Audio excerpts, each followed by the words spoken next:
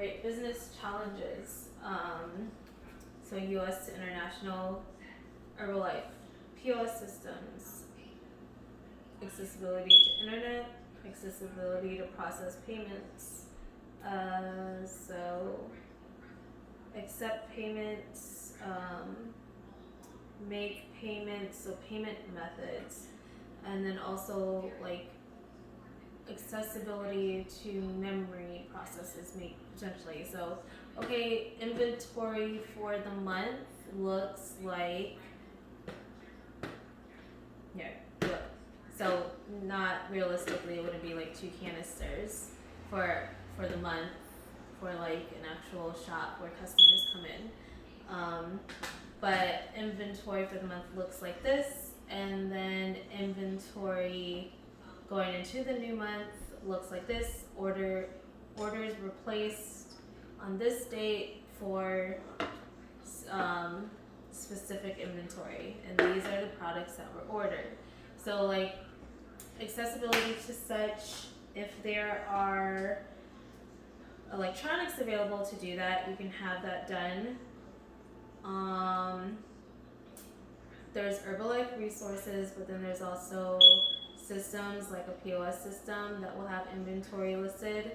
If not, then you have to do manual, which some POS systems still do manual, but maybe there's power that's shut down and inaccessibility to be able to charge or have any accessibility to electricity for a temporary time or longer term.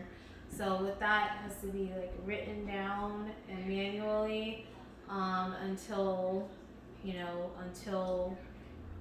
there's electronic accessibility again.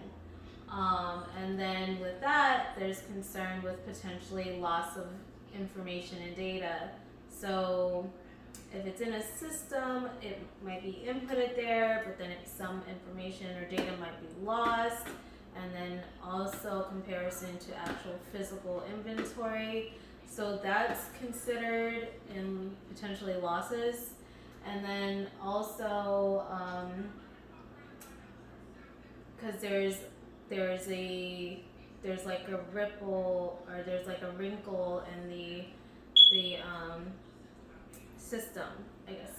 So there might be some electronically that's accounted for, but then power goes out for a day, power goes out for 3 days, 7 days, and then there's some paper backup, but it's more so maybe a team goes in, we say, okay, go take inventory on paper. We do have some, like we have some documents printed out for just in case, these things happen. We don't. So maybe it's like a purchase form. So this is a purchase form, but maybe we have an inventory list of this, so where we have products listed that potentially might be in inventory. So it assists a little bit, like employees or shop owners, distributors. It'll assist a bit in knowing maybe we don't have all the flavors, we don't have all of these products, but inventory, how many do we have? We can take that, account for that, pen to paper. It's a little bit longer, but if we already have that done, then print it out to where we don't need electricity and we have that like backed up somewhere.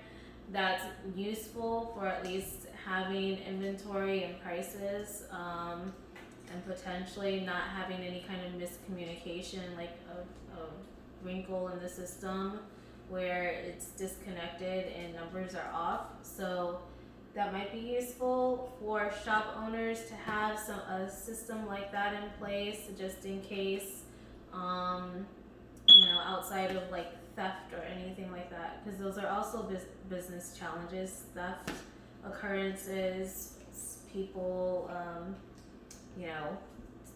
depending on finances, maybe people didn't sell as many, or maybe not as many consumers purchased, and then the check wasn't as big, or if there's shop owners that have like distributors within, and they just weren't really that active. So taking into consideration a variety of different challenges there, and also distributorship expectations from a distributor, especially in the beginning stages, because if they're working with someone that's seasoned or more veteran, they would actually have more income and revenue that comes in. So it's more so about, that's what the workshops are for, that's what the learning process is for, not necessarily comparison, but learning. So one's distributorship may be more seasoned, so they earn more, they've grown to that level. So it's a matter of being dedicated and showing the dedication and learning and growing in that same way, realizing that it takes time, it takes commitment, and it's a process. Usually there's a generic process to it, but depending on situations, again, like themed, maybe a distributor is more so themed, and or maybe in a workshop they realize that some distributors are more so themed. There's a distributor that's very athletic, and they go to the gym and they're always interacting with all these athletes. They even participate in extracurricular sports outside of work, so they're in games with other athletes, so they're exposed to that environment. They have events, they have people that they can work with, so they would work more so along with the Herbalife 24 line, and maybe that might be the theme that caters to them best, and for them to potentially earn more and stay committed. They might not necessarily be attracted to the mom that just had a baby and needs to lose like 50 pounds, but doesn't want to doesn't want to do it too fast. They might not have the patience for that. So if that's not their customer base, but someone may come to them because they are really motivated and they seem really athletic and they know what they're talking about in regards to fitness, and they like their knowledge. But so that's a challenge in itself, a business challenge in itself, having a customer or consumer in that position where it's not the typical position or customer that they might work with. So it's a matter of, do I want to make that connection? Maybe if they don't want to, maybe there's a distributor that they know of in support groups or something that would be able to help them and assist them in a different way, the environment that they would like, and cater to any like meal planning or anything like that, and time, because maybe sometimes they don't want to take as much time, or they want to take longer time, they don't want to go too fast, and or maybe there's doctor's orders, and sometimes people don't have the patience for that. So it's a matter of like physical trainer too, like finding ones that some physical trainers like athletic build, they don't have to work with them too much. They'll go in, they'll do the workouts, they just have to tell them a little bit and they'll get it done. Others like more so, they want you to like go through every workout, every routine, every time they come in, and you know, you're kind of like their motivator. So it's a lot more work sometimes for some of those physical trainers. So it's a matter of what can be done, and also time restraints, because depending on the physical trainer, if they work in a gym, there might be time restraints, so that they have to be able to work well with those participants in some form or fashion, and hopefully they're understanding as well, because everyone's weight journey is going to be different. If there's larger weight goals, I'm sure people will communicate that it can be done, and it might take this much time, but the patience levels are always a big business challenge. Time restraints, depending on the environment, and then also understanding the environment. So if someone is going in, their doctor has advised them multiple times, and they said, okay, I'll take some action and I'll get a physical trainer and I'll do something. But they might, I don't want to do too much. So like communicating that with the physical trainer who's trained and dedicated to such work, this is a business challenge because the responses aren't always desirable, but it's also knowing the client and what it is that they want from their fitness experience, training experience, nutrition experience, anything like that. So if you know what they want, you do the best to give them what it is with what you have available, resources you have available, and then hopefully, depending on the environment, they become independently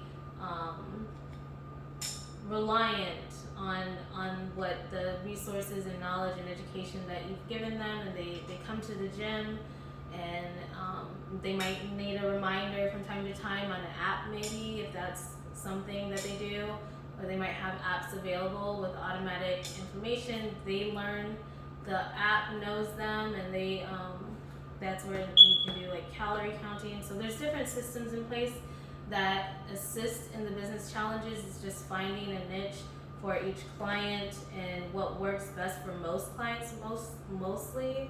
And then also the distributorship portion of that challenge, and even having client information, client relations. That's always a business challenge. Client relations in and out of the environments, and privacy. Some might prefer privacy more than others. Others might. So that's where testimonials come in. So maybe they're clients that don't really like privacy and they want to let everyone in the world know their stories. So having a certain way of doing testimonials is always a big business challenge as well. And what's acceptable, not acceptable, and in the fitness environment, the nutrition environment, and the respect for human decency. So everyone has a kind of ethical ground that they work with, what's okay, what's not okay. So those are always big challenges that are presented.